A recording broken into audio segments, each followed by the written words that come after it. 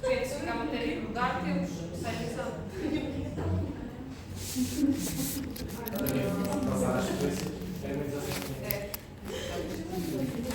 Mais ou menos. A verdade é as teorias ligadas todas mudadas. Se ficar a matéria mudar, damos depois do teste, sai do exame. E as aulas são obrigatórias. Eu já faço isso em todas as matérias. Eu, como biologia, também costumo sempre fazer isso. Pronto, não tem piada. Isso é servida. Não tem piada. Diagnóstico indireto é o que vamos falar hoje.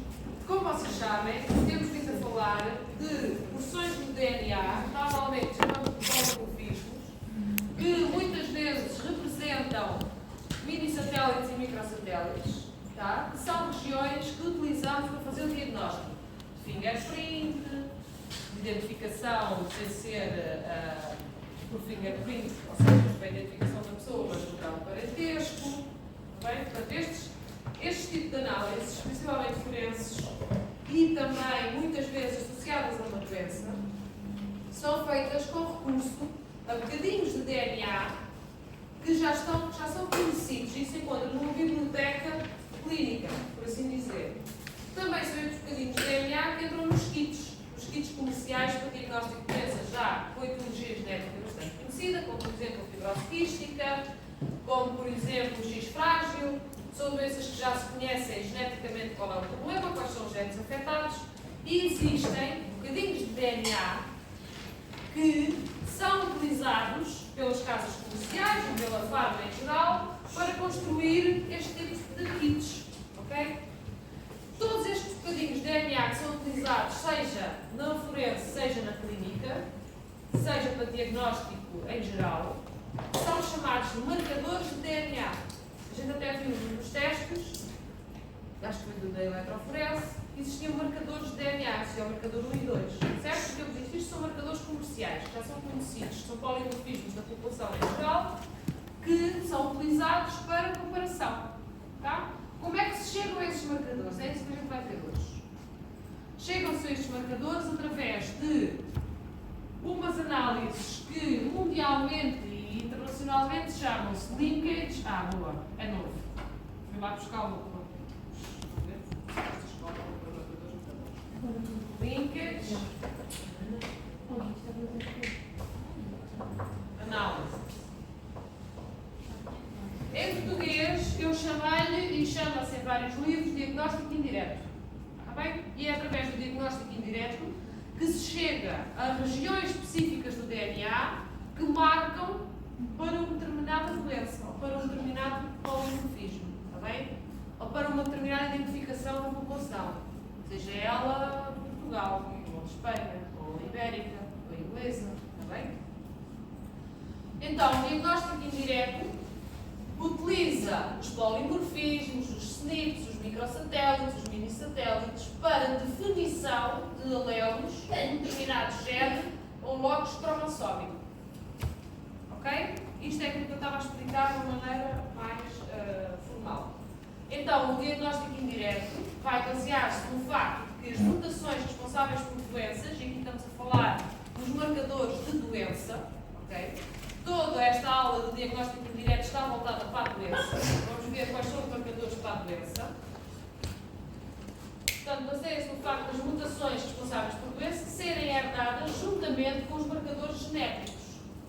Ou seja, mesmo que eu tenha a recombinação homóloga, sempre que eu herdo um alelo com uma doença, ele é herdado junto com o seu entorno genómico.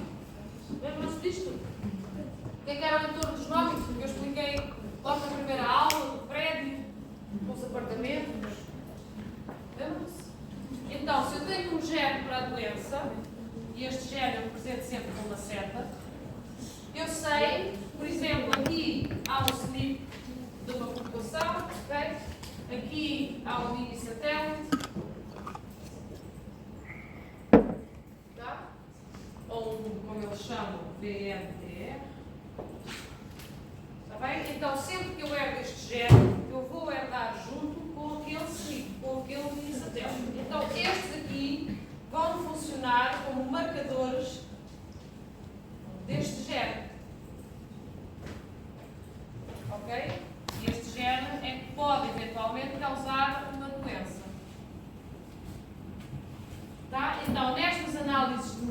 doenças, eu vou procurar pelos marcadores genéticos, ok? E perceber se eles estão ou não na vizinhança de genes que podem representar uma doença. Então, as análises de linkage, ou o diagnóstico indireto, vai permitir, número 1, identificar genes que causam a doença, porque eu posso ir à procura deste mini satélite que a população tem toda e ver se aquela pessoa em específico tem ou não este gene mutado para a doença. Pode ter um alelo dominante ou recessivo, imaginem como eu estou a a doença, está bem? Mas vou buscar este gene no genoma da pessoa através do marcador, está bem? Segundo, realizar o diagnóstico indireto numa família, ou seja, ver o modo de herança deste amigo. Vocês estão com a universidade de é, pode estar em cima é na parte de cima. Aqui? Em cima tem o botão. Aqui vai tudo só. Eu vou desligar, pessoal. Vamos pôr isto mais do assim, sei lá, 30 graus, é uma coisa normal, 30 graus, é para cá estar aqui, se aqui na televisão.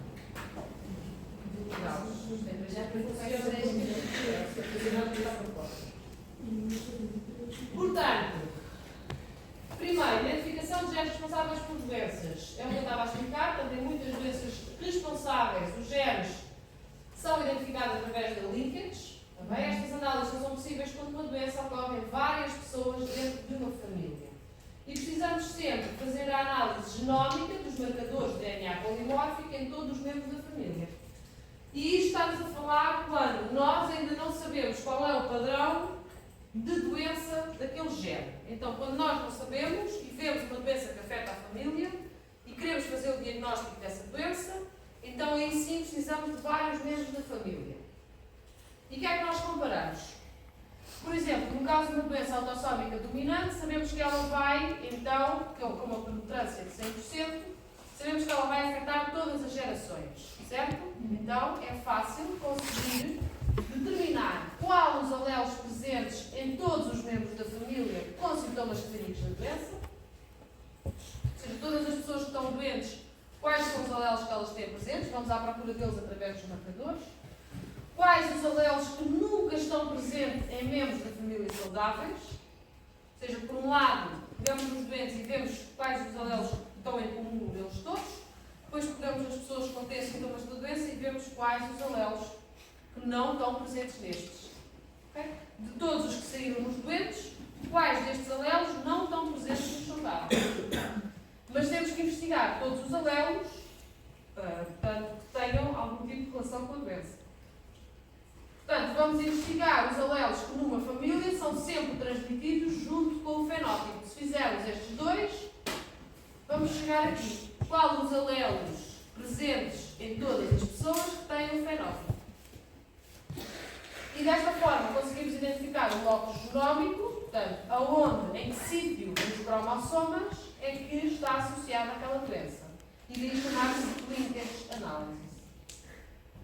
Através desta associação, deste linkage de um gene a um marcador genómico, que a gente vai à procura dos alelos, mais uma vez, através dos marcadores que se encontram na periferia, está bem? Conseguimos sempre determinar esta associação, mas temos de ter em conta o erro. Porquê? Porque aqui estamos a trabalhar com estatística. Okay? Já não estamos a trabalhar no campo da biologia, mas sim no campo da estatística da biologia e estatística. Porquê? Porque nós vamos fazer estas associações, mas temos de ter a noção de que na vida real, um gene e um marcador genómico, eles podem ser perdidos durante a recombinação homóloga em famílias pequenas, principalmente. Ou seja, durante a recombinação homóloga, eu posso separar o marcador do seu gene. Ok? E eu posso estar a utilizar este marcador para ter acesso a este gene, mas estou a fazer erradamente. Portanto, este SNP já não corresponde ao gene A, mas sim ao gene B. Está bem? Então eu tenho que entrar com o erro estatístico e eu não preciso saber. Eu estou a determinar o meu gene de novo. Ok? Eu estou a determinar o meu gene de uma forma original. Eu, no fundo, não sei quem ele é, só sei quem é o marcador. O marcador é que eu conheço. Certo? Então, esta análise será sempre expressa em probabilidade. Eu tenho que entrar com uma porcentagem de erro. É o que eu vos vou explicar para o próximo ano. O que é este erro estatístico? Então, eu tenho o resultado de uma análise, mas esta análise tem um certo intervalo de confiança. Já ouviram falar dos intervalos de confiança? Ótimo. Então, eu tenho uma probabilidade. Está bem? Esta probabilidade vai ser representada matematicamente através de um logaritmo que se chama logaritmo of the odds. O logaritmo das probabilidades. E é um score.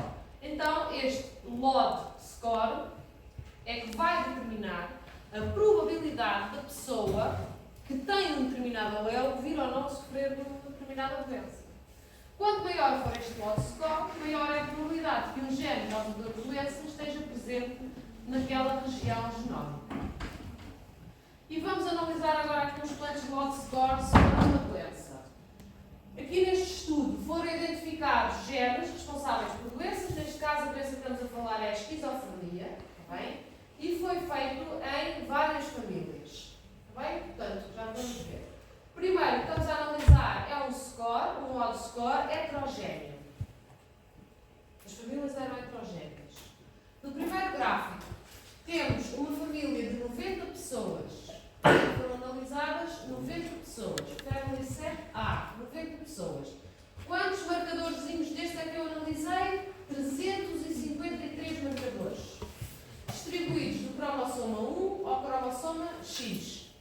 Todos os cromossomas, portanto é uma análise genómica, todos os cromossomas estão incluídos. Tá? Então vamos ver. E aqui no eixo dos Y eu tenho o LOD score. Vão ver? E aqui tem o cromossoma 1, 2, 3. Cada pontinho destes é um marcador que foi analisado. Eles são 353, eu tenho aqui 353 pontinhos. Tá? No cromossoma 1, eu tenho algum marcador que tenha uma grande probabilidade de estar associado à esquizofrenia? Não. Quais são os cromossomas em que eu tenho maior grau de associação a esta doença? 4, O 4 e o 5. 5, 6 tem alguma, 8, 9, 10, e este aqui também, mais ou menos, menos. Portanto, se eu for estabelecer um set de 2, por exemplo, eu tenho só o 5 e o 4. Estão a ver? Depende do rigoroso que eu quero ser. O marcador é os mini-satélites ou Mini-satélites, SNPs, polimorfismos. há os SNPs, tanto como os mini-satélites? Sim, não vamos ver isso em detalhe, não devemos ter. Seria com uma genética 2.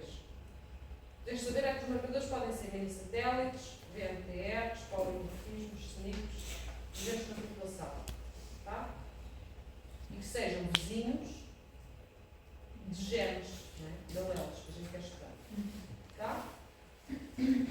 Estes marcadores têm que estar presentes nas 90 pessoas. Certo? Têm que ser iguais. Boa! Agora, para a família B, para o set da família B, 90 marcadores outra vez, 90 pessoas, desculpem, 341 marcadores. Eu tenho, desta vez, alguns marcadores que se associam bastante com a doença do cromossoma 1. O cromossoma 8, mais uma vez, continua a dar-me bastante sinal. O 8, o 7, o 6. Então, se eu for comparar o 7 de 350 marcadores com estes 341, o que é que eu tenho válido aqui? O 8. O que é que eu validei outra vez mais? O 6. Estão a ver? Eu tenho que fazer vários estudos para conseguir validar as probabilidades e para elas terem alguma ligação com a vida real. Lamento vos informar, mas a estatística é estatística. Não passa de estatística. Tá? Mais, família C. Outra vez, o set da família, desta vez o C. Outra vez as 90 pessoas e 354 marcadores. Foram feitos outra vez. O score que foi dado, o que é que eu volto a ter aqui com o grande score? 8. Tá? Se eu fosse investigador clínico e quisesse fazer um ensaio em animais modelos para perceber qual o gene responsável pela esquizofrenia, eu iria escolher genes de cromossoma. 8. O 6 continua a dar sinal. Apesar de dar sempre um sinal baixinho, ele dá sempre sinal. Estão a ver? O 5 também dá sempre sinal. Estão a ver? Apesar de ser baixinho em alguns, mas ele dá sempre sinal. Este aqui é do 6. Estão a ver? Também dá sempre sinal. Portanto, a gente aqui na biologia prefere consistência a quantidade de sinal. Né? Agora, agora temos 270 pessoas, mas foram feitos só 160 marcadores. Qual é que vocês acreditam mais? No que tem maior N ou no que tem mais marcadores? O que é? No que tem maior N. Boa! É isso mesmo. Sim? Os marcadores são algo já muito indireto. As pessoas não. Existem. Estão lá. Está bem? Se formos ao certo da família C, então percebemos claramente que o 5, que nos tem estado a dar sinal em todos, tem agora um sinal altíssimo. Ok, eu avanço já para este blocos aqui. Tá? Avanço já para este género. O 6 também tem sinal. O 8 continua com sinal. Desta vez tem o 2, que também tem estado a dar sinal sempre. Estão a ver? E se eu agora metesse aqui um threshold de 1, ou de 1.5, vá, escolhi o 2, está aqui no limiar, escolhi o 5, o 6, o 8 já está aqui muito baixinho, mas eu continuava a escolher o que ele tem dado sempre sinal. Estão a ver? E esses marcadores são específicos para um género, podem encontrar-se. Cada bolinha destas é específica para um determinado gene, para uma determinada região do DNA. Então, por exemplo, um marcador de 8 não pode ser para São coisas diferentes, são sítios de DNA diferentes. Podem representar genes, podem representar elementos que afetam a expressão de genes, mas não são genes. Está bem? Então vamos ver também para o próximo semestre o que é isso. Portanto, o diagnóstico indireto de uma família faz análise da segregação cromossómica da família, né? Porque vê o que é que aconteceu aos diferentes marcadores ao longo das gerações, prevê se uma pessoa é portadora de um alelo para uma determinada doença e deve ser analisado o DNA de um grande número de membros da família, afetados e saudáveis. Depois comparamos quais os alelos que estão presentes nos afetados, destes alelos em comum que eles têm, quais é que nunca estão presentes nos saudáveis. E deste bloco é que conseguimos ter uma probabilidade associada. Está bem? Pronto, o que é que diz agora esta parte da matéria? Normalmente esta parte da matéria é a parte que eu excluo dos testes. Não escrevam isto.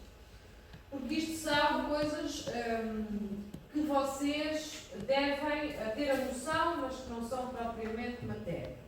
Ou seja, durante o diagnóstico molecular e citogenético, em genética, vocês têm que ter sempre a noção de que estas análises têm um potencial preditivo natural. Por exemplo, não existe diferença entre diagnosticar uma anemia falciforme através da observação dos glóbulos vermelhos, do esfagaço sanguíneo, ou através da detecção por PCR ou RFLP, como vimos na última aula. No entanto, apenas a análise da mutação permite o diagnóstico no útero. Ou seja, eu tenho que perceber, e vocês não têm este poder, infelizmente, os médicos é que têm, eu tenho que perceber o que é que eu vou descrever, o que é que o meu paciente tem descrito. O meu paciente tem uma análise da anemia falciforme e já nasceu.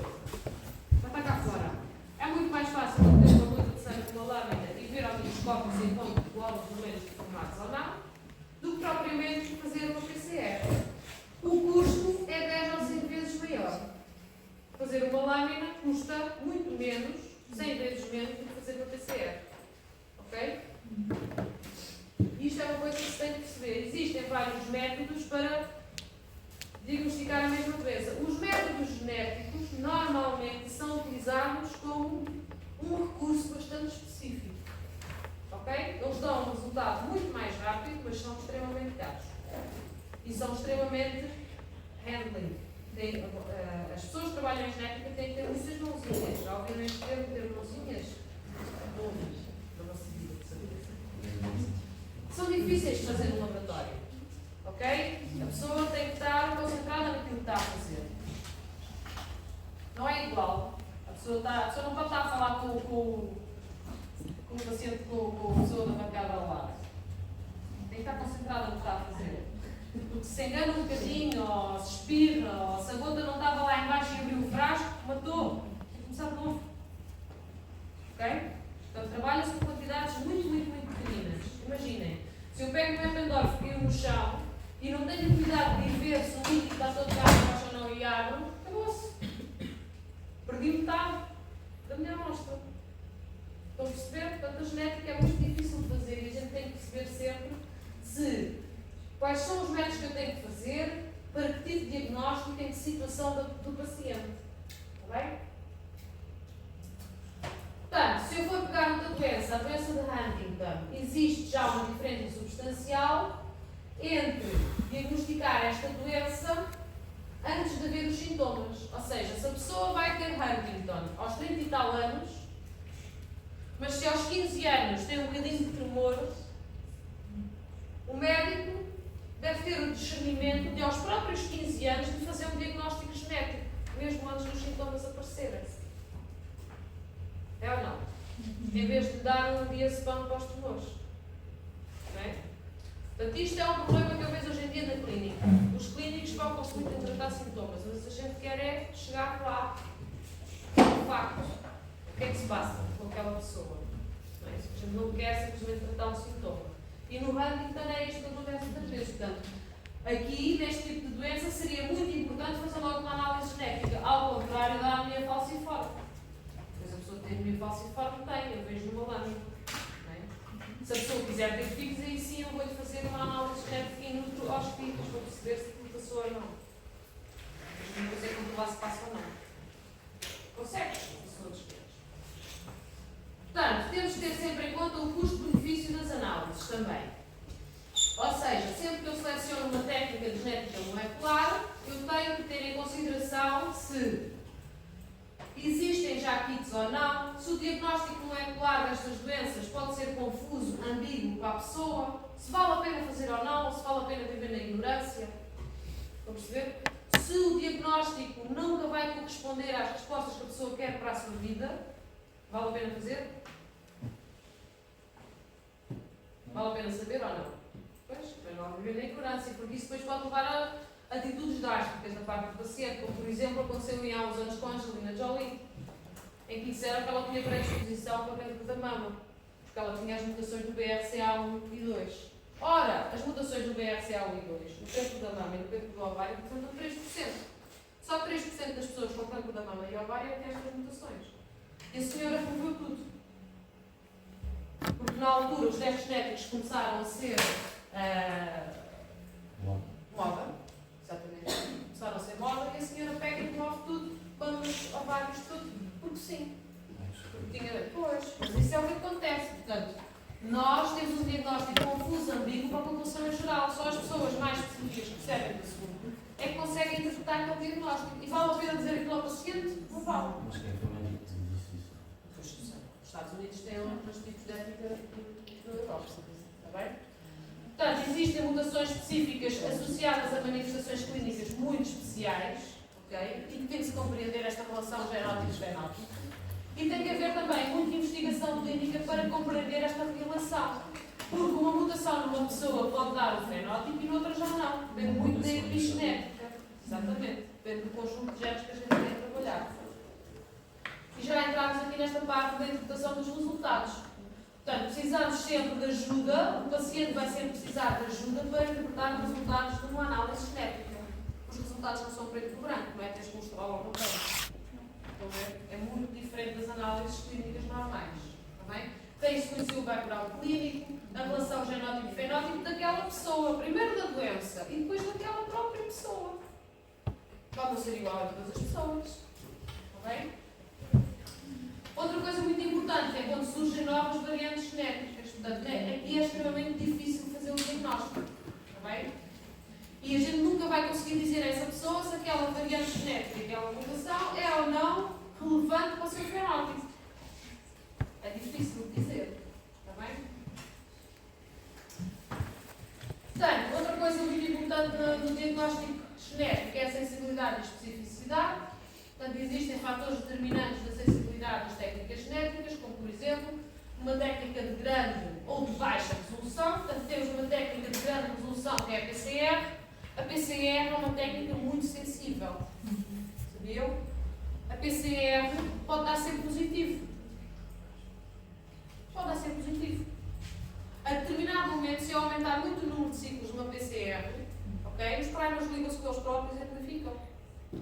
Eu tenho um resultado positivo. Com mais de 30 ciclos, mais de 30, 40 ciclos, a PCR pode dar imensos falsos positivos. Imensos. Ok? Não vou dizer, isso do estudo de próprio. Isso foi para a agência mundial. Na genética isto é assim. Sempre que nós fazemos uma PCR, temos de ter em conta o número de ciclos. E temos de ter em conta o tamanho dos primers e as estruturas secundárias que eles formam. Ou seja, há muita coisa a ter em conta para validar um método genético. Estão a perceber? Já no salto nebuloso, que é uma técnica de baixa resolução, eu não tenho de ter tantos cuidados, por isso é que é muito difícil que aquilo saia. Ok? O anticorpo não se liga assim, com força suficiente para me detectar uma alteração genómica grande. O Covid é um vírus, não é um pedaço cromossómico. Em termos de tamanho, o vírus é muito, extremamente mais pequeno que um gene humano sequer. Estás a ver? O vírus é uma coisa muito pequenina. Outra coisa que temos de ter em atenção é o gene a ser analisado. Aquele gene que eu estou a analisar é sempre igual em todos? Tem polimorfismos? Não tem? Expressa-se? Não se expressa? Está presente naquela população? Não está? E outra coisa que eu tenho que ter atenção é a etnia do paciente. Ele tem aqueles 7 genes ou não? Quais são as frequências alérgicas da sua população? De onde é que ele veio? Está bem? Isto também está definido. E acho que é tudo o que eu tinha nesta aula. Vamos para a próxima. Dúvidas aqui nesta parte? Eu acho que eu tenho a próxima muito. Ok. Já tenho as aulas todas no dia. Sim. Não sei se vão aplicar. Isto é dia.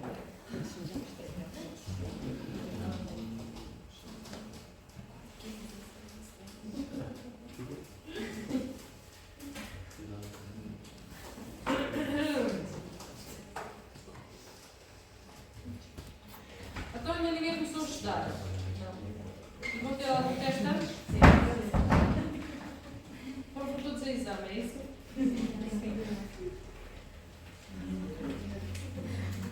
Vocês sabem, se não passarem a genética para o ano, para o próximo semestre, o semestre é mais fácil. Não tem oncologia nem biologia molecular.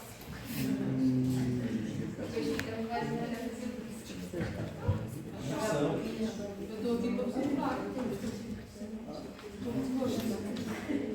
Isto são escolhas. Vocês escolhem estudar todas as cadeiras. Não dão importância nenhuma à minha genética. Não é isso. Não dá.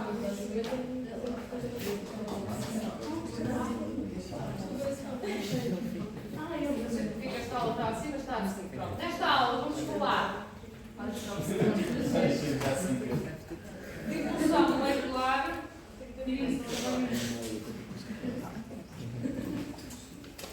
Evolução molecular, farmacogenética e terapia genética.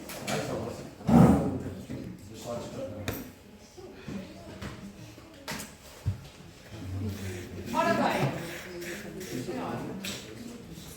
a evolução molecular é uma parte da genética que diz respeito mais à investigação. Ou seja, vocês no laboratório de diagnóstico e terapêutico não vão fazer evolução molecular, obviamente. Mas se não houver este estudo de evolução do nosso DNA, e se vocês não tiverem noção de que ele existe, muito dificilmente conseguem fazer investigação clínica. Porque a investigação clínica depende, em grande parte, daquilo que há nas bases de dados, ok? Das sequências que existem em comum entre os humanos e o resto dos seres vivos da natureza. Porque, como vocês também sabem, a investigação clínica assenta muito em organismos modelo. Nós, antes de fazermos os testes em humanos, precisamos testar em animais. Certo?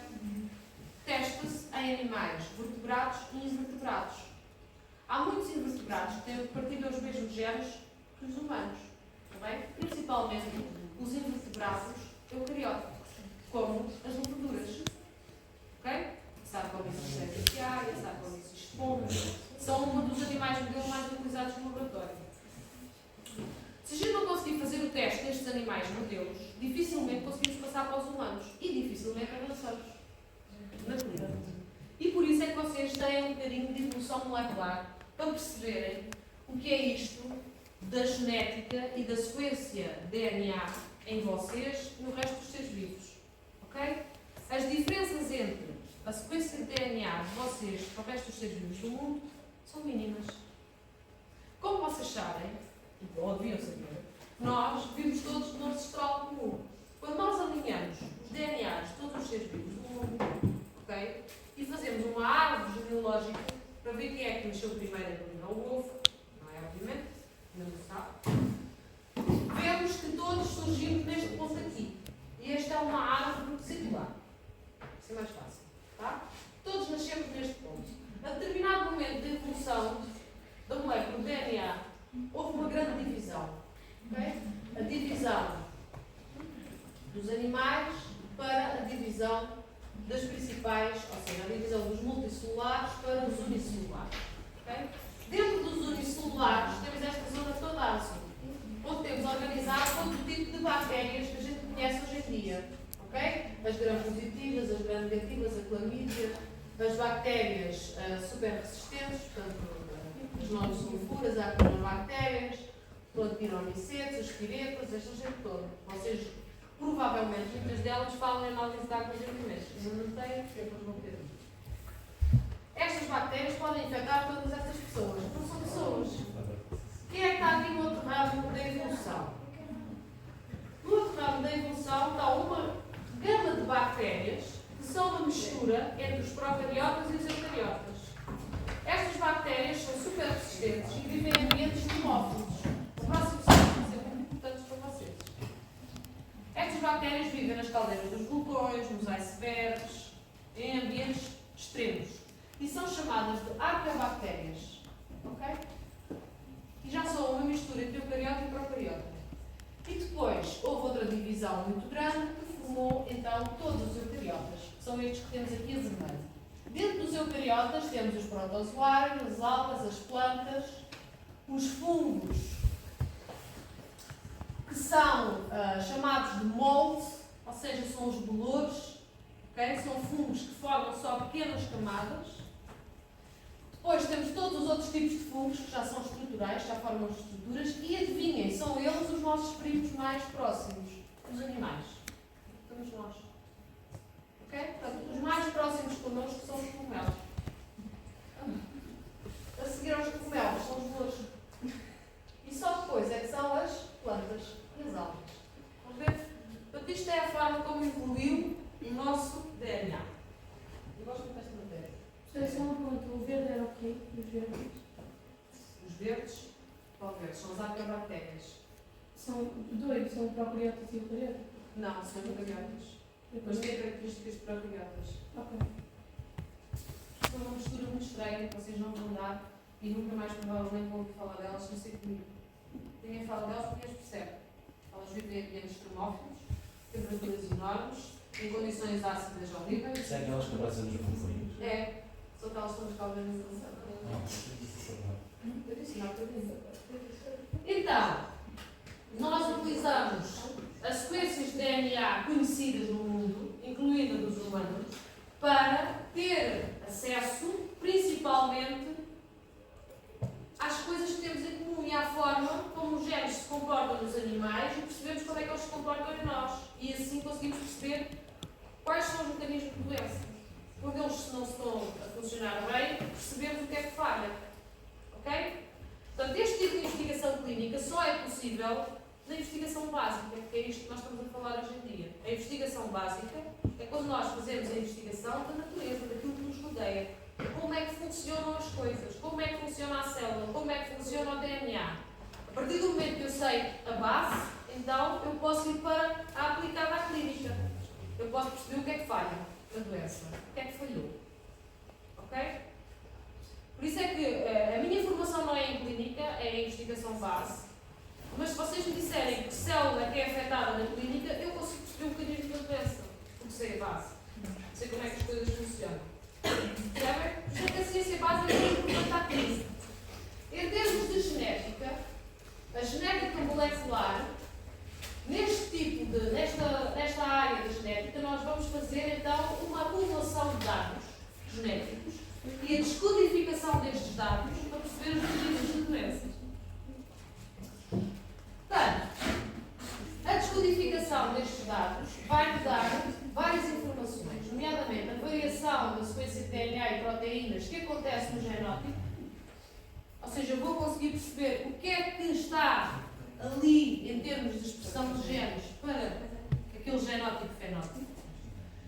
Eu vou poder aplicar os métodos moleculares que desenvolvo durante o estudo da evolução molecular.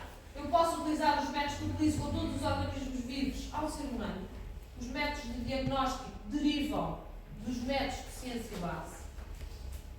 Okay? Portanto, obviamente que nos métodos de diagnóstico já houve alguém a partir de pedra, desenvolveu um método base e depois adaptou este método base para o diagnóstico da doença X, para o diagnóstico da doença Y. Mas há um método base. Okay? Os métodos moleculares podem ser aplicados a todos os organismos vivos e podem ser comparados entre eles. Ou seja, posso fazer um PCR ao mesmo gene em mim e na lesma e comparar os resultados. E perceber porque é que a lesma está saudável e que não. Ok? Então, podem ser comparados. Os dados moleculares podem ser quantificados e permitem a comparação de níveis de expressão genética e relações evolutivas. Mais uma vez, a mesma lógica. As bases de dados genéticos são enormes. Portanto, nós vamos trabalhar com bases de dados genéticos no próximo semestre e vocês vão perceber que não é um número. Existem sequenciação de genomas inteiros. É extremamente difícil de trabalhar. Precisamos ter um computador com uma boa memória RAM. Ele fica muito tempo a pensar. Nós damos uma função e ele fica ali a pensar. Ok? As bases de dados genómicos existem online e são de acesso livre. Portanto, se vocês quiserem, hoje, à tarde, ir descobrir sobre as relações genótipo-fenótipo, podem. As bases de dados estão lá, são de livre acesso, não precisam pagar para ir lá, só têm que ter conhecimento. Mas vocês também não precisam de mim. Existem milhares de tutoriais de como é que vão procurar aquilo que querem. Os métodos utilizados em genética molecular são a PCR, a clonagem de DNA, a PCR quantitativa, eletroforese de ácidos nucleicos e proteínas, sequenciação, e todos estes métodos contribuem para a construção destas bases de dados genómicos. As bases de dados genómicos são construídas por as pessoas que fazem investigação. Estão nos centros de investigação referenciados, okay? Seja nos Estados Unidos, na Europa ou no resto do mundo. As pessoas contribuem com aquilo que descobrem para estas bases de dados. Portanto, sobre cada gene existem milhares de contribuições. E depois tem que existir uma base de dados que filtre aquilo que é comum entre as várias contribuições. É esse o resultado que nos é dado. Ok? E é isso que já vai fazer ao próximo semestre do primeiro. Portanto, isto são tudo técnicas que já falámos, a PCR, a clonagem de DNA é a única coisa que não falámos e consiste em utilizar vetores que são plasmídeos. Sabem o que é um plasmídio? Não ouviram falar em plasmídeos? É microbiologia? Já ouvimos, mas não nos lembramos. É microbiologia, já ouvimos falar em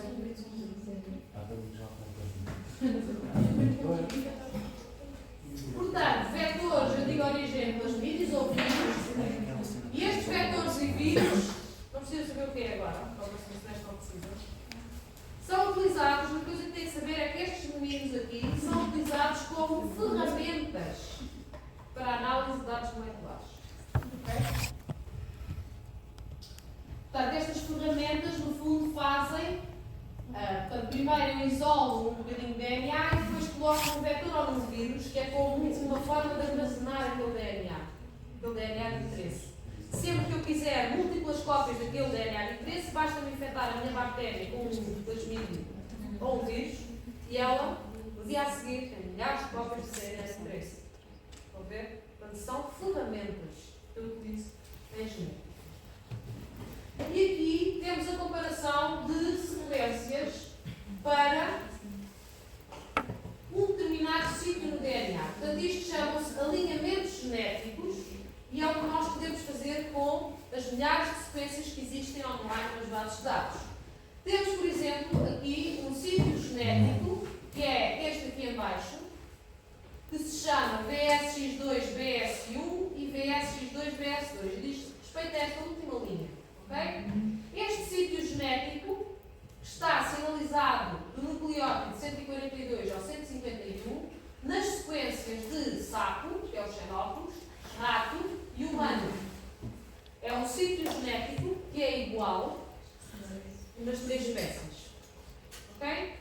E se ele é igual nas três espécies, significa que tem uma função associada. E por isso é que não foi a natureza que predominou que ele ficasse igual durante a evolução.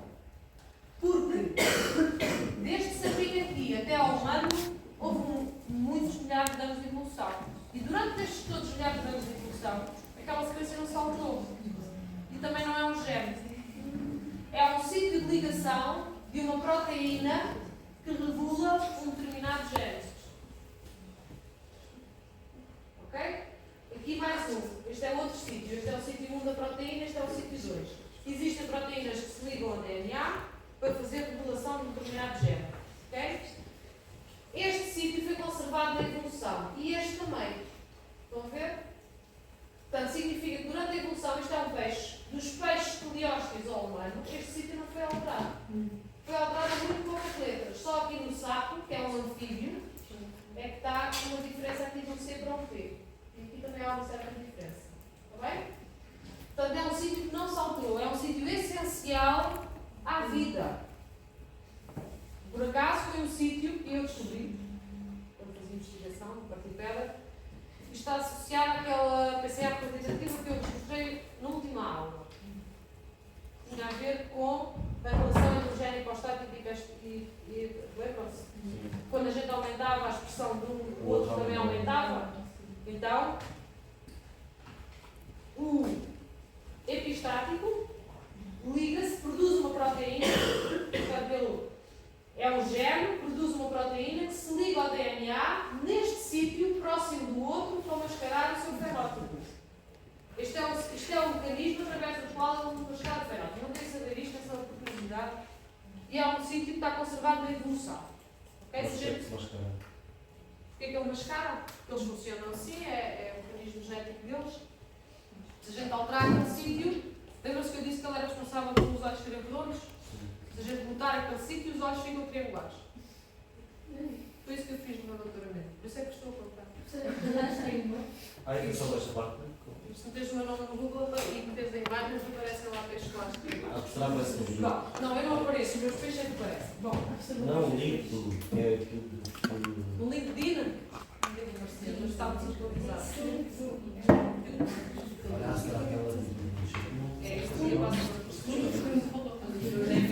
Bom, mais um exemplo de sequência, desta vez de proteína. Como vocês podem ver, temos aqui várias letras. Cada letra desta codifica para um aminoácido diferente. Lembram-se que os aminoácidos codificavam para letras? Pronto. Isto é um alinhamento de dois tipos de proteínas. A alfa-hemoglobina e a beta-hemoglobina. Ok? São duas proteínas que vocês conhecem. Então, aqui eu tenho o alinhamento de a alfa-hemoglobina no humano, na vaca, na galinha, no tubarão. Okay? Se nós alinharmos estas proteínas, nós vemos que elas são bastante semelhantes. Vão ver as cores iguais? Significa a homologia entre elas. Então, o que é que isto nos diz? Diz-nos que a alfa-hemoglobina é uma proteína, e esta a gente sabe que sim, obviamente, extremamente importante para aquelas espécies. Sem a alfa-hemoglobina elas morrem. Sem os olhos redondos, a maior parte das espécies também morre. Vão ver? Portanto, é para isto que serve a evolução molecular. Para a gente comparar, obviamente que esta é extremamente óbvia, não é? É para a gente comparar os dados massivos que existem online e tirar conclusões. Obviamente que estas são óbvias, não é? Se formos fazer um estudo clínico de algo que ainda não se sabe, é extremamente difícil, mas não vamos por aí. Eu sei que é que vocês compreendam o que é que se faz. E quem são estas bases de dados? Temos o NCBI, onde vocês podem procurar por aquilo que quiserem e tendo em conta o vosso conhecimento, vocês já conseguem fazer alguma coisa aqui. Okay? Portanto, há muita coisa que vocês não sabem o que é, mas eu acabei de explicar o que é que são sequências conservadas. A Vocês já sabem que a hemoglobina está conservada na evolução de todas as espécies que provavelmente tenham sangue. Deixem-me dizer-vos uma novidade, as plantas também têm hemoglobina.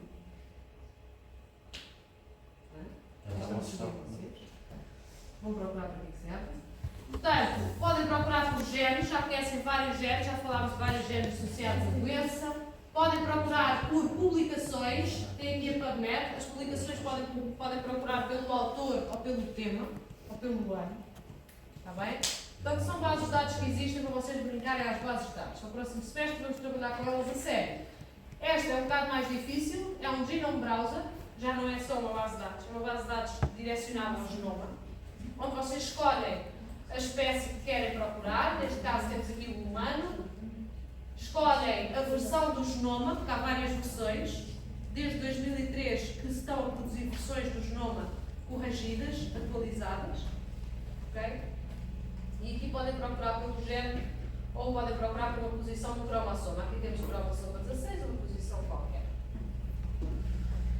Outra base de dados também muito interessante para vocês é o Ensemble. O Ensemble é muito visual. O Ensemble é muito visual, a gente pode procurar várias coisas, está bem? Isto aqui são a expressão genética nos tecidos, é algo que vocês vão atuar bastante para o próximo ano, é a anatomia patológica, o corte histológico e a detecção de coisas nos tecidos. Outras coisas que tivemos a fazer foi isto, foi analisar sequências e comparar por árvore filogenética, vão ver? E o que vocês podem fazer e que eu vos aconselho, se quiserem brincar a isto, é aprender sobre doença fenótipo. Tá? Isto vocês conseguem fazer com o conhecimento que adquirem nesta cadeira. Está bem? Portanto, através dos dados de evolução molecular e através da engenharia genética, ao nível molecular, nós podemos estudar a expressão dos genes em várias direções. Portanto, podemos perceber qual é a causa de doenças a nível genético e proteico. A proteína é a expressão do gene. Está bem? Avaliar as patologias a nível genético e proteico. Fazer diagnósticos e prognósticos. E muito importante, trabalhar no diagnóstico precoce. Perceber que mutações é que as pessoas têm e que doenças é que isso nos pode levar. Avaliar e, desta forma, direcionar as terapias. Avaliar processos evolutivos, avaliar a variabilidade genética e proteica, construir alinhamentos de sequências, que é aquilo que vimos ainda há bocadinho, construir árvores filogenéticas que vimos no primeiro slide e, obviamente, avaliar os fenótipos associados aos genótipos. Aqui temos então um exemplo muito antigo e muito fácil, para vocês perceberem como é que isto pode ajudar, também, como é que isto ajudou nos anos 90 e como é que chegámos lá. Porque é que se começou a dar importância à evolução molecular? Okay? Então temos aqui a análise em que temos uma árvore filogenética, okay? Portanto, isto representa evolução, tá? Origem, evolução para aqui, evolução para lá, evolução para aqui, evolução para lá, estão a ver? Evolução. E o que é que esta árvore filogenética nos está a mostrar? Está a mostrar relações evolutivas entre um vírus de HIV, que foi isolado nos anos 90, em 1990 na Flórida, e este é um caso real, de um dentista e dos seus 7 pacientes. O paciente da G. A, B, C, D, E, F. Cada um destes pacientes estava infectados com HIV, ok? E o HIV foi um grande problema nos anos 90, mas nos anos 2000 já se conseguiu perceber geneticamente o que é que lá se passava e hoje em dia, 20 anos depois, temos o HIV completamente desmedicado. Já viram? Mas isto nos anos 90 era um problema e era um problema a sério. Okay? Então, daqui ter-se percebido que, no fundo, o diagnóstico genético e o diagnóstico molecular é uma peça-chave para a gente eliminar as doenças. Se a gente não souber a genética e só formos tratar sintomas, nunca vamos eliminar uma doença. Então, o que é que se fizeram aqui? Portanto, representou-se com X e Y estirpes diferentes do vírus na mesma pessoa. Portanto, o vírus pode ter o HIV-X e o HIV-Y. E estabeleceu-se aqui um grau de filogenia através das sequências de DNA isoladas. E estas sequências de DNA foram isoladas de um germe específico do vírus, do envelope do vírus. Ok? E o que é que nós vemos aqui? Nós vemos que existe portanto, a determinado momento, existe uma determinada divisão que nos dá origem aos pacientes do meu dentista, estou a ver, e aos LCs. Os LCs são os Local Citizens, ou seja, são as pessoas que já tinham HIV e que nunca foram ao dentista. Ok? Então, se nós compararmos os Local Citizens, a sequência destes vírus HIV com as sequências dos vírus dos pacientes, vemos que há uma grande divisão. E o que é que isto nos diz? Que estes vírus de HIV vieram dos Local Citizens ou vieram do dentista? Do dentista. Senão não tínhamos esta divisão. Certo? Ótimo. Então, e isto vemos porque estes vírus todos que estão a afetar os nossos pacientes vêm todos de uma origem comum, que é dentista. Tá? O dentista, o vírus do dentista deu origem a um bloco de vírus dos pacientes e a outro bloco. Foi ou não?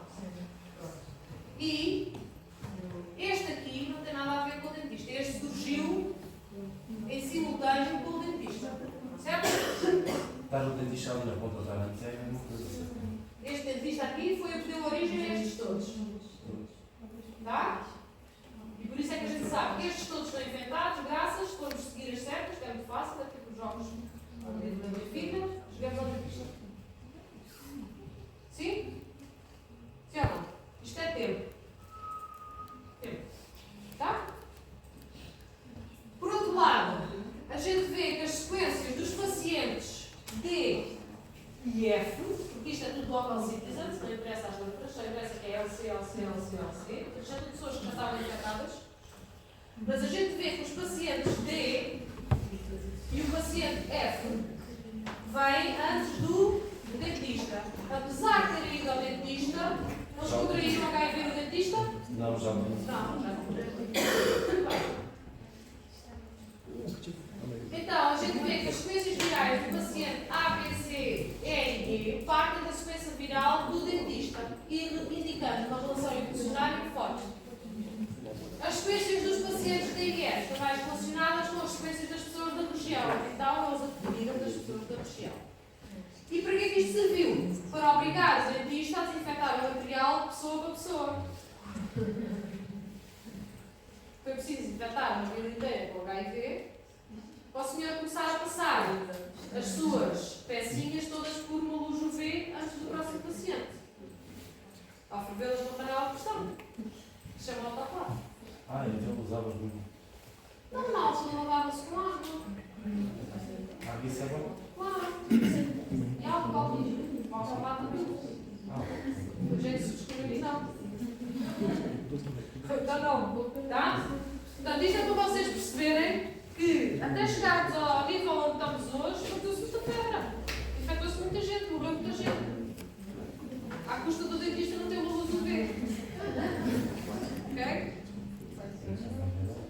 Pronto, e por fim, tenho aqui algumas árvores filogenéticas para analisarmos, mais um alinhamento de sequências, estão a ver? Desta vez temos um alinhamento das proteínas do citocromo C, também é uma das proteínas essenciais à vida, todos os seres vivos têm mitocôndrias que têm citocromo C para fazer, obviamente, a respiração celular.